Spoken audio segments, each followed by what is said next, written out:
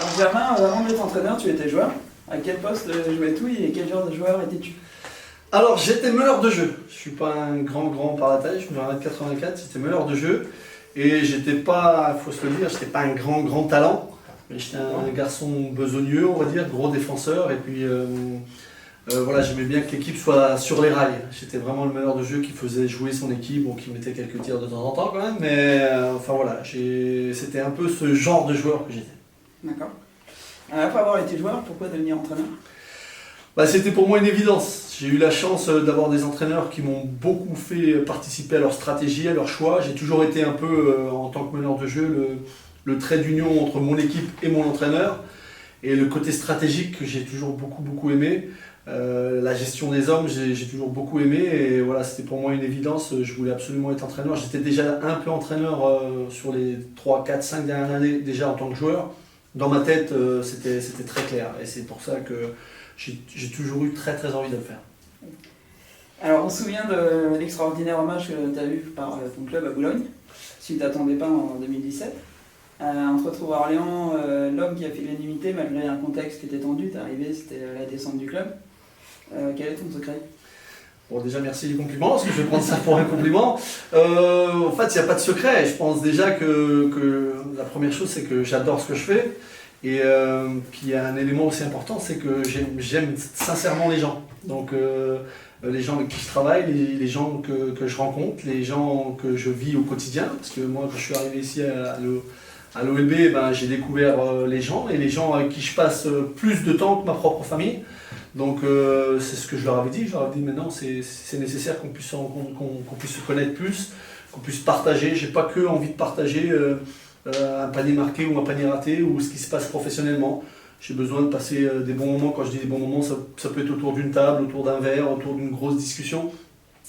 Et j'aime bien impliquer, je pense, aussi les gens qui sont autour de moi. À partir du moment où ils se sentent impliqués, ils se sentent en confiance. Et voilà, cette atmosphère-là, pour moi, elle est très importante. Quand je dis que j'aime les gens, je ne peux pas travailler autrement. Je ne suis pas un garçon... Le conflit, j'en ai pas peur. S'il y a parfois du conflit, il faut l'affronter.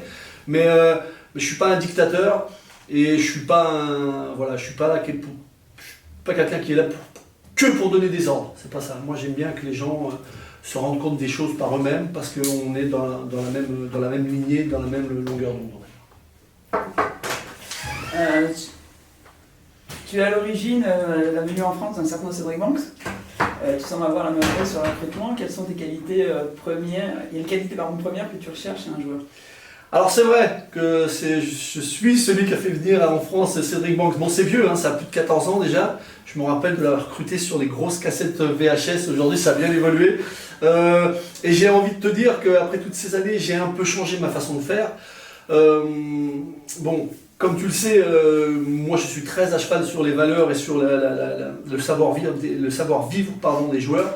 La première qualité que je recherche, c'est humainement comment ils sont. Et quand j'appelle les agents et quand je leur demande as-tu un joueur comme ça, et quand l'agent commence à me parler de basket, je lui dis stop, avant de me parler de basket, parle-moi un peu comment il est humainement, le comportement, pourquoi il a été absent ici 2 mois et demi, pourquoi ça, j'ai besoin de savoir.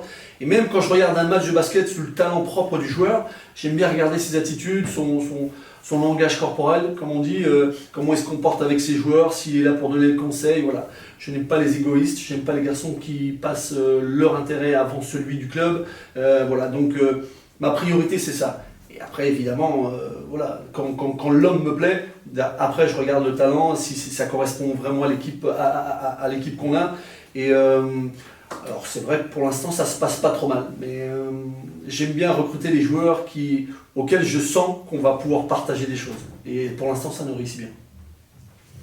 En tant qu'entraîneur professionnel, le basket te prend beaucoup de temps. C'est sûr. Est-ce que tu as d'autres passions? Si oui, lesquelles? Alors, ma plus grande passion, si tu vas comprendre ma réponse, mais c'est le basket, certes. Et c'est pour ça que même en dehors du travail, je reste un peu beaucoup basket. Ça veut dire que pour moi, même si dans une soirée, je regarde un match de basket, c'est passé un très bon moment. Donc c'est en dehors du boulot. Mais voilà, donc le basket, ça reste toujours dans ma vie.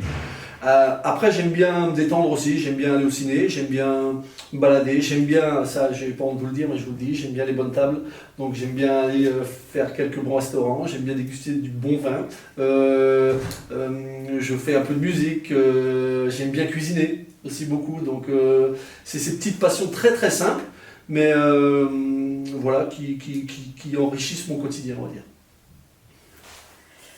Deuxième saison à Orléans. Quel est le lieu ou le quartier d'Orléans que tu affectionnes le plus? Très honnêtement, c'est le centre-ville. J'adore le centre-ville, il est beau, j'aime bien, je m'y sens bien. Alors je cours de temps en temps, je ne suis pas un grand coureur, donc les bords de Loire sont très très agréables pour ça. Après, où je suis inexcusable, c'est que j'ai pas encore visité les alentours voilà, les châteaux de la Loire, comme on dit et compagnie. Tout le monde me dit que c'est extraordinaire et j'ai pas encore pris le temps de le faire. Mais quand je me balade, les bords de Loire et le centre-ville, c'est très honnêtement. Après, j'ai mes coins préférés, j'ai des restaurants préférés où je vais très souvent, ou des petits bars pour aller boire un petit verre de temps en temps avec les amis. Je vais souvent au même endroit, mais très honnêtement, c'est le centre-ville. D'accord. Est-ce que tu as des rituels des soirs de match? Alors en prenant de l'âge, on va dire, j'espère que je ne suis pas si vieux que ça, mais en prenant de l'âge, ça a changé. Je vous avoue que dans mes premières années, tu es tellement stressé que tu essayes de faire les mêmes gestes et puis je me rends compte que c'est de la bonne connerie, tu vois, et j'ai changé un peu. Alors j'arrive à la salle quasiment à la même heure, j'aime bien aller checker les 2-3 petits détails sur les choix qu'on va faire sur le match et compagnie, mais je suis plus sur des habitudes ou de stress où je mets la même veste, la même chemise, boire tel verre à tel endroit. Non, je suis pas à ce point-là. J'ai mes habitudes qui me rassurent comme ça, mais je suis plus atteint comme je l'ai été. Et as-tu un club que tu aimerais coacher, soit en France ou à l'étranger, ou un club où tu aimerais terminer ta carrière d'entraîneur? Voilà, la question est intéressante. Très honnêtement, j'ai pas un club fétiche. Je vous dis très honnêtement, j'ai pas un club fétiche où je me dis ça, j'aimerais. La petite chose que j'ai envie de vous dire, c'est il y a beaucoup de gens savent que je suis d'origine espagnole. Ça m'aurait plu dans ma carrière un jour, pour le fun, de coacher une équipe voilà, à l'étranger, en Espagne éventuellement. Mais bon, j'ai pas dans ma tête un objectif. Et très honnêtement, et sans faire démagogie aucune, mais très honnêtement, où j'ai envie de finir ma carrière, j'aimerais beaucoup à Orléans. J'aimerais beaucoup ici à l'ONB parce que si je termine ma carrière d'entraîneur ici, c'est qu'on aura fait de grandes choses. Et aujourd'hui, je m'y sens très très bien. Donc si je pouvais finir ma carrière là, je signe tout de suite. Merci. Écoute Germain, je te remercie.